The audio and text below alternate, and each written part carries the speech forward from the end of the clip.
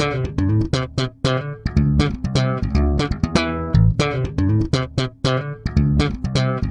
sinasabi po natin ng savings, nako, napakarami po ng excuses ng mga taong sinasabi, nako, wala akong pera, ang hirap mag-save, kung konti na lang ang sweldo ko, paano ko pa pagkakasyahin?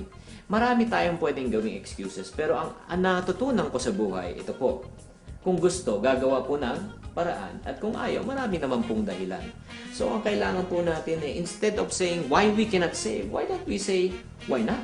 Marami po tayong pamamaraan kung paano tayo pwede mag-save. As a matter of fact, yung mga ginagastos po natin sa buhay, ang hindi po natin nakikita yung mga maliliit na gastos. Ang parati lang nakikita natin yung mga malalaking pinagagastosan natin.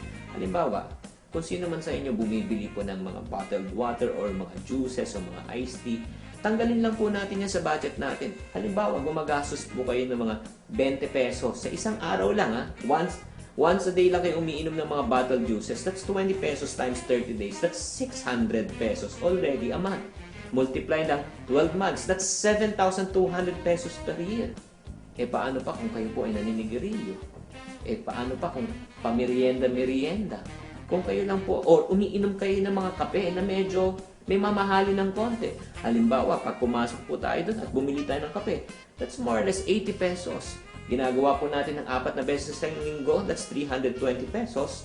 Times 4 weeks, that's already around 1,500 a month. Times 12 months, that's again, more or less around 15,000 pesos per year. Again, masasave po natin. There are a lot of ways to save. Ang importante lang, kailangan po tayo mag-decide na kailangan po natin mag-save. Huwag po tayo mag-save. Kung marami na po tayong pera, mag-umpisa tayong mag-save habang tayo ay may kaunting kinikita. Because saving is a matter of habit. So mga kapatid, umpisahan po na natin mag-save. Pakaunti-kaunti. At makikita nyo in 1 month, in 1 year, ang dami nyo na pala po na ipon. Start saving now. Maraming salamat po.